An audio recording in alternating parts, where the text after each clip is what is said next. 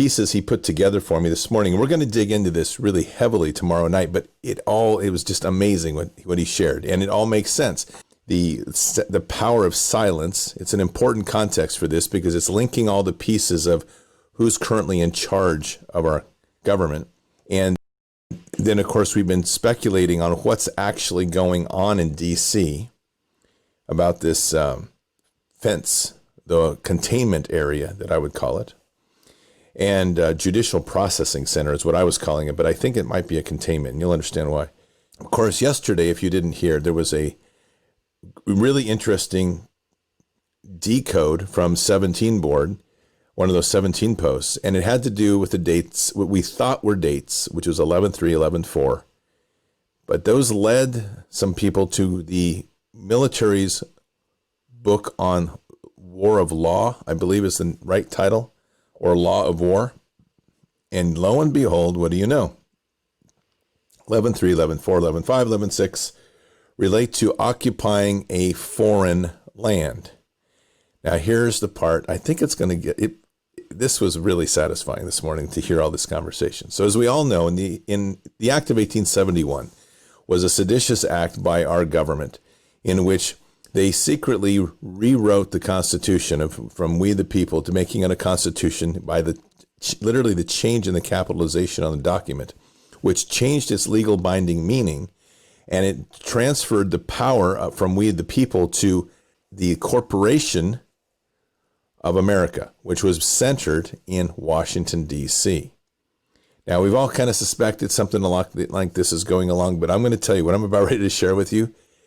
Yes, it's true, and it blew my mind. It was awesome, just hearing these little pieces. So when they did the brokered deal to get the loan from the Vatican, which is basically through the Vatican, probably through the Bank of London. I can't remember that exact detail. It doesn't matter. It all links back to the Vatican because they transferred Washington, D.C.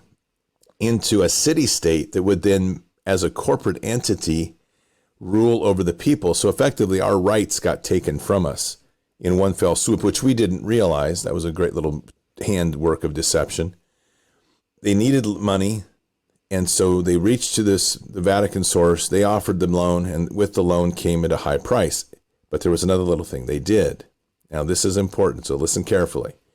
They transferred all of the property in the District of Columbia to the ownership and control of the corporate entity of D.C.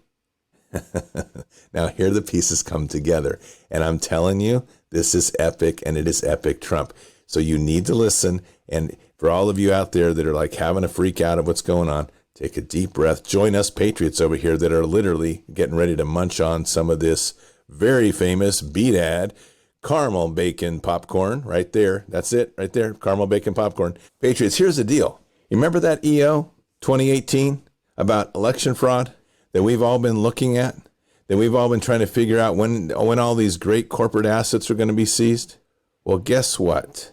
The first seizure has been made.